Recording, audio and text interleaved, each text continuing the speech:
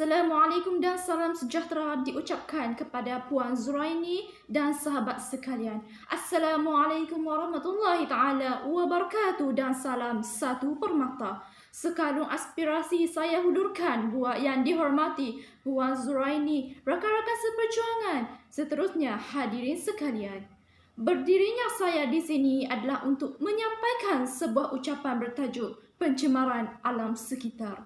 Hadirin yang dihormati sekalian, pencemaran merupakan kemasukan bahan pencemar seperti bahan kimia, haba, cahaya dan tenaga di alam sekitar yang mengakibatkan kesan memusnahkan sehingga membahayakan kesihatan manusia, mengancam sumber alam dan ekosistem serta mengganggu keindahan alam sekitar.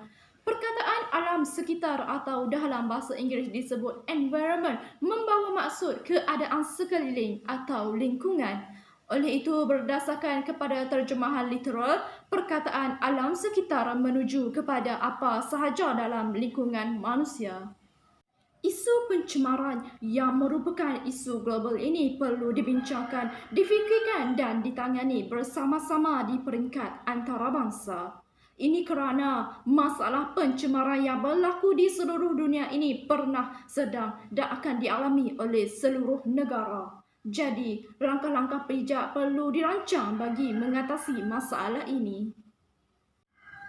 Mengikut statistik, pencemaran yang paling teruk ialah pencemaran udara yang disumbangkan oleh penggunaan kenderaan menghasilkan karbon dioksida, iaitu 70.4%, diikuti loji kuasa yang menggunakan diesel dan arang, iaitu 24.5%, diikuti sisa kumbahan industri sebanyak 2.9%.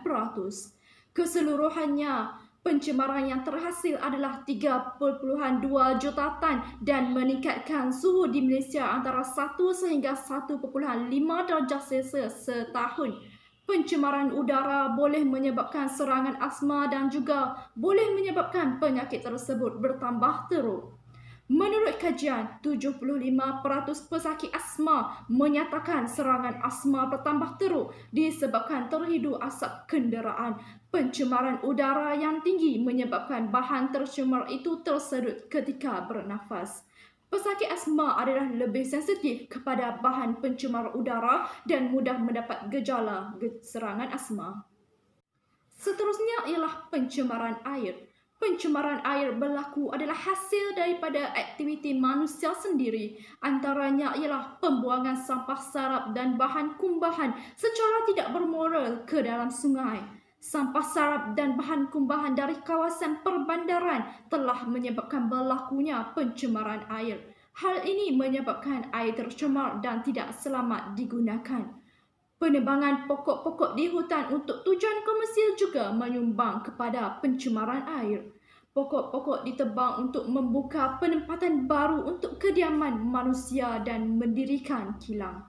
Akibatnya, penerokaan tersebut menyebabkan hakisan tanah dan seterusnya tanah runtuh akan masuk ke dalam sungai dan menjadi mendakan. Mendakan ini boleh mencetakkan lagi paras air sungai dan seterusnya menyebabkan berlakunya banjir kilat. Pada 19 Oktober, Loji Rawatan Air LRA Sungai Selangor Fasa 1, Fasa 2, Fasa 3 dan Rantau Panjang terpaksa diberhenti tugas berikutan pencemaran air mentah dikesan di Sungai Selangor pada kira-kira pukul 2 pagi. Henti tugas keempat loji itu mengakibatkan gangguan bekalan air tidak berjadual, membabitkan 1,196,457 ekar merangkumi 1,292 kawasan di wilayah Kuala Lumpur, Petaling, Kelang, Kuala Selangor, Hulu Selangor, Gombak dan Kuala Langat. Selain itu, berlaku pencemaran sisa pepejal. Pencemaran sisa pepejal ditafsir sebagai apa-apa bahan sekerap atau benda lebihan yang tidak dikehendaki atau keluaran yang ditolak yang timbul daripada penggunaan apa-apa proses. Sisa pepejal merupakan bahan buangan yang paling mudah didapati dan paling banyak dihasilkan. Faktor utama berlakunya pencemaran ini ialah pertambahan jumlah penduduk. Jumlah penduduk yang semakin bertambah menyumbang kepada penghasilan sisa pepejal. Jumlah sisa pepejal yang dijana di Semenanjung Malaysia meningkat daripada 16,200 tan metrik sehari pada tahun 2001 kepada 19,100 tan metrik sehari pada tahun 2005. Jumlah ini dianggarkan akan meningkat kepada 30,000 tan metrik sehari pada tahun 2020. Secara puratanya, pada masa ini seorang warga Malaysia menjana sebanyak 0.8 kilogram sisa pepejal sehari. Masalah pembuangan sisa pepejal kini meningkat secara mendadak akibat pandemik. Ia berpunca daripada sisa perubatan yang disebabkan oleh penggunaan pelitup muka, sarung tangan, peralatan pelindungan diri, PPE dan kit ujian calitan. Peralatan berkenaan memang diperlukan untuk menangani virus itu tetapi sering dicemari selepas digunakan. Dari segi teknikal, pembuangan sisa perubatan secara tidak betul sangat berbahaya dan boleh menyebabkan penularan penyakit. Akhir sekali ialah pencemaran bunyi. Pencemaran bunyi ialah pencemaran yang paling kurang diberi perhatian oleh semua pihak berbanding pencemaran air dan udara. Tetapi sejak akhir-akhir ini, semua pihak telah membuka mata akan seriusnya pencemaran bunyi yang semakin banyak berlaku terutamanya di jalan-jalan raya akibat daripada pembinaan jalan. Pencemaran bunyi ialah bunyi bising yang keterlaluan sehingga menyakitkan telinga. Pencemaran bunyi biasanya melebihi 80 desibel dan pencemaran ini mengikut situasi dan keinginan masing-masing. Pencemaran ini boleh dibahagikan kepada 4 bahagian, iaitu kebisingan berselang-seli, kebisingan selenjar, kebisingan fluktuasi dan bunyi lantunan. Jika masalah ini tidak dibendung dari awal dan diberi perhatian yang serius oleh semua pihak, nescaya ia akan bertambah buruk dan akan memberi kesan yang tidak baik kepada semua pihak.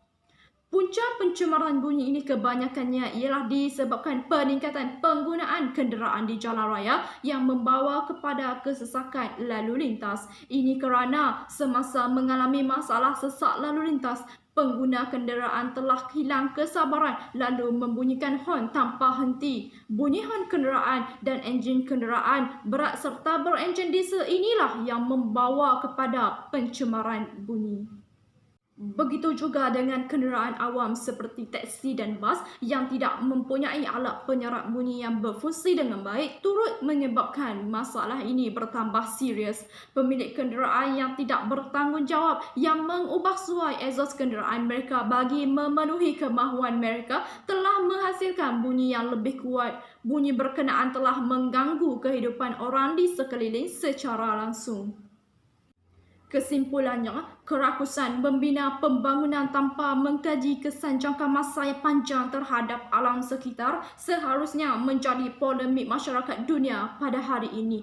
Alam sekitar merupakan khazanah tercipta ratusan, malah ribuan tahun namun dimusnahkan oleh manusia hanya dalam beberapa bulan. Maka setiap di antara kita perlu bermuhasabah dan mula mencari jalan dalam memelihara serta memelihara alam sekitar. Sebelum saya mengakhiri ucapan saya, izinkan saya menyampaikan serangkap pantun. Jika ada sumur di ladang, boleh kita menumpang mandi. Jika ada umur yang panjang, boleh kita berjumpa lagi. Sekian, terima kasih. Assalamualaikum dan salam satu permata.